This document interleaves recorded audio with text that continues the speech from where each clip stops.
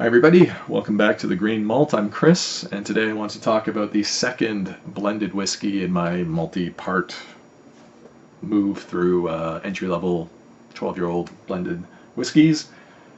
It's going to be the Black Bull 12-year-old, also from Duncan Taylor, the same independent bottler that I talked about in the first part, which was this bottle here, the Duncan Taylor 12-year-old. And in that first part, I talked about it being light, a little bit sweet, a little bit fruity, very approachable, very reasonably priced, and just a nice, easy drinking whiskey. Something I'm happy to have, at least at the price point that they sell it. This is also a 12-year-old whiskey from Duncan Taylor, but it's obviously presented much differently. Black Bull is a very evocative product name, and it really promises sort of an oomph, right?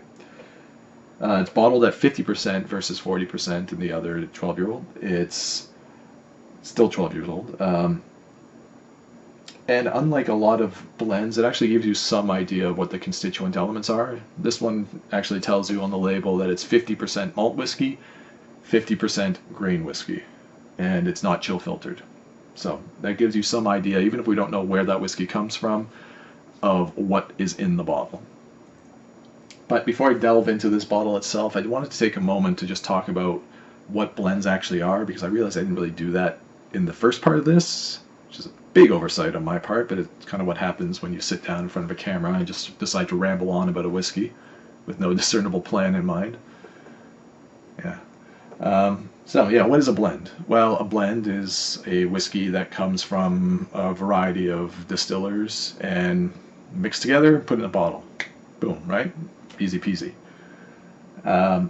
In this case, we have a blended Scotch whiskey. So what does that mean? Well, we know because it's labeled as Scotch, there's a few things that have to be true. It has to be produced and aged in Scotland, and it has to be at least 3 years old. We know this one is 12 years old at a minimum because it says so on the label, but if it didn't, it would have to be at least 3 years old, and that's just because they call it Scotch. It's a blend. It's not a blended malt whiskey. So we know, even if they didn't tell us on the label, that it probably contains grain. And it's not a single malt, so it comes from a variety of distillers. Pretty easy, right?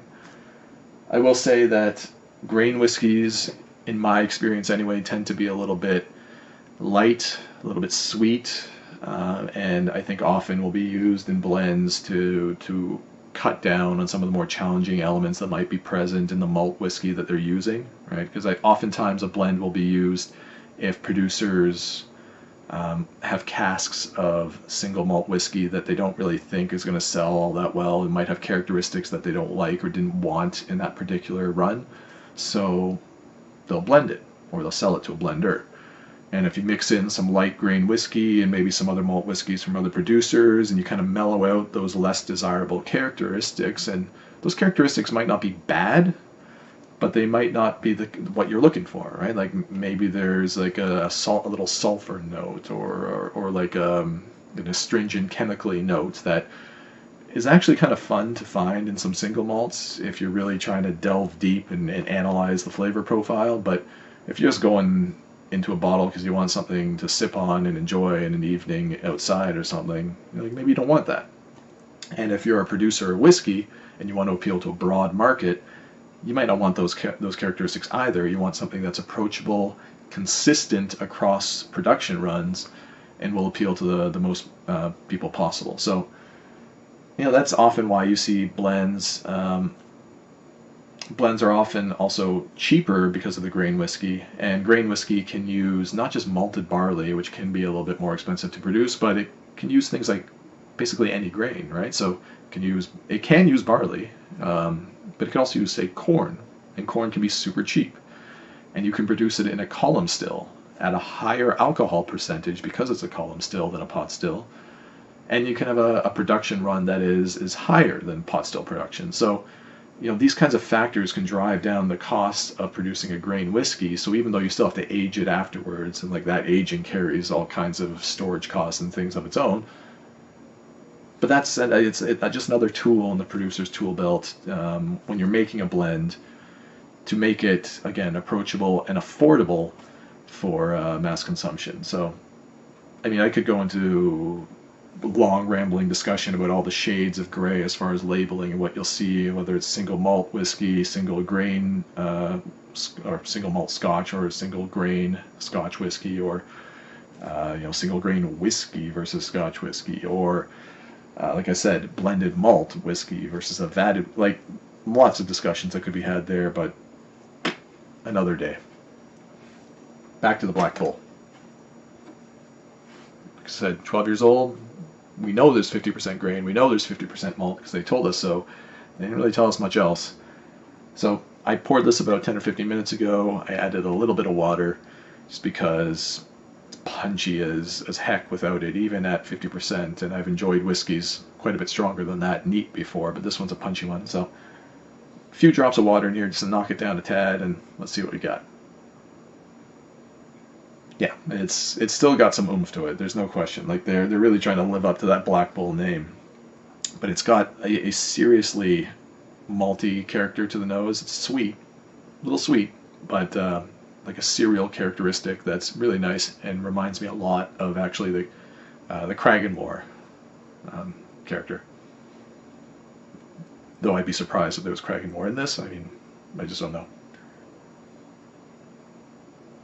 There's some other really interesting fruit notes in this. Almost certainly there's got to be some sherried whiskey, right? Some sherry-aged casks in here as well, because there is that sort of chocolatey note. There's some darker red fruit notes in there, like a plum and cherry, fresh, not the dried, rich, sort of resiny notes that we get in some sherry bomb whiskeys, but definitely a sherry influence. Like I said, it's a little sweet. There's a little like woody oakiness there as well. Some other fruits, something a little fresher, like a pear or peach, a banana maybe, and there's something a little bit chemically there as well that I'm not really sure how to pinpoint, but it's just sort of underlying it a little bit. It's not bad. Like it promises a lot on the nose actually for a blend. It's kind of interesting.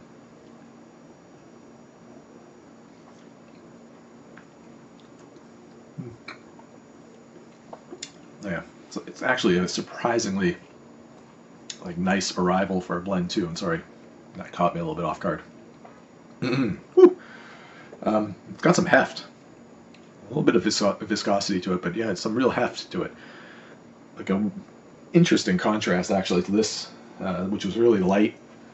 This is much more syrupy, much punchier on the arrival too. There's that little bit of oaky zest, a little bit of earthiness that I mentioned on the nose. Fades away pretty quick. Cereal notes still going strong.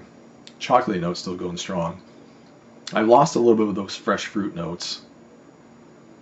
Getting more of the darker, like raisiny influence now that I didn't really get on the nose at all, but it's kind of dried out into those notes a little bit on the palate. Like I said, chocolate's still there. A little sweetness is still there. Let's take one more sip.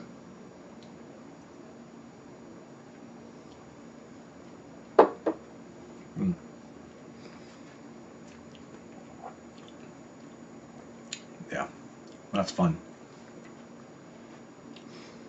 I'm thankfully, not really getting much of that astringent note I got on the nose. Not much at all. Yeah. Just sort of, the finish is actually quite nice on this. Much more so than the other Duncan Taylor blend, and actually much more so than a lot of blends I've experienced in the past, at least in this range. A little bit zesty. That cereal note actually carries through longer than I thought. A nice malty sweetness. Chocolatey note hangs in there right through the finish as well.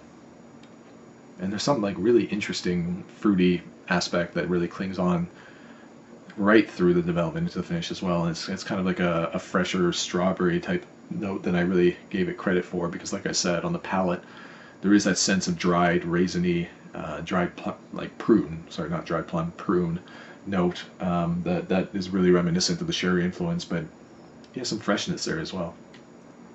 It's nice. It really is.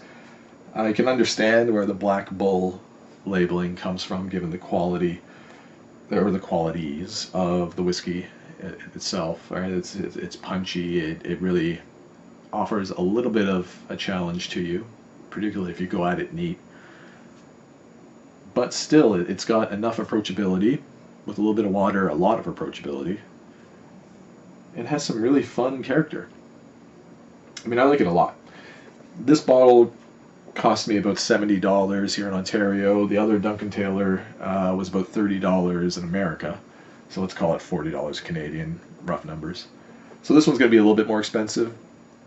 For what I look for in a whiskey, I think it's worth that extra money. Quite frankly, it's still quite nice.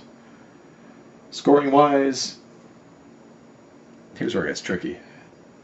I actually think I would still score this an 84, and I know that that's the same score I gave to the Duncan Taylor 12-year-old, even though I think I do enjoy this more, and here's why. And it's not something I think I've talked about very much as far as scoring and how I score whiskeys, but my expectations of a $70 bottle of whiskey are substantially different than my expectations of like a $30 to $40 bottle. You're paying almost twice as much. You might not get twice as good a product, but I would expect a better product, typically. And I think I've got that here. I think the character is very different, but I think it's a little bit superior when you just compare overall quality. But that sort of matches my expectation of the price point. So, overall, I'm giving them the same score, albeit in a different price bracket. And I can appreciate that over the course of my reviews, generally speaking, I've given a lot of scores that are within a very narrow band, right? They're typically sort of low to high 80s-ish. And the reason for that is a couple of reasons for that, I should say. One, like I bought all these whiskeys. And, oh God, hi cat. And I'm not going to waste my money on something that I think is bad. Because quite frankly, these things can be expensive. So if I'm reviewing it, it's because I've paid for it, and I probably like it. That said, I have some bottles in my collection that I made a mistake on. I don't like them. And there's going to come a time probably where I'll talk about those, and you'll see some very low scores. But typically, if I bought it, I'm probably going to like it. And I don't want to waste my time talking about bad whiskey. Secondly, when I talk about whiskeys and scoring them, like the scoring is super subjective. Take it with a huge grain of salt. I'm just like a random guy that's talking about his experience with the whiskey, hoping to sort of convey the rough flavor influences that you might expect. But the scoring is just what I think, how I've enjoyed it, what I think of the quality of it. And it's based largely on what I've read in sort of wine reviews and how their scoring system works, which is more of a 75 to 100 scale, right? Like pass-fail is not at 50, it's at 75. If you see anything below that 75, like dump it down the sink, essentially. And you don't really start to get into anything of any great quality until you get to those 80s. And the great stuff will start hitting the 90s, but that's why you're going to see a narrow band of scoring, generally. But just like I said, take into consideration the fact that basically if I'm talking about a whiskey on this, I probably like it to a greater or lesser degree. And consider the price. If I mention the price, it's because I think that's an important consideration that you have to have in the back of your mind when you're gauging the overall quality of the whiskey. I just don't think it's fair to talk about a whiskey that's $30 and expect to score it on exactly the same level as a bottle that might be 10 times as expensive. So yeah. All that being said, this is a very good whiskey in its own right. So, close off, let's say $70 a bottle, rough score of 84. Much more challenging than the Duncan Taylor 12-year-old, but still very approachable, especially if you add a little bit of water, and a much different experience overall. It's just a lot of fun. Next time I'll talk about the Johnny Walker 12-year-old Black Label, one of the most ubiquitous and well-known whiskeys I think probably in the world. And no doubt everyone has their own impressions of that already, but let's see if mine match yours at all. Anyway, thanks guys. See you next time.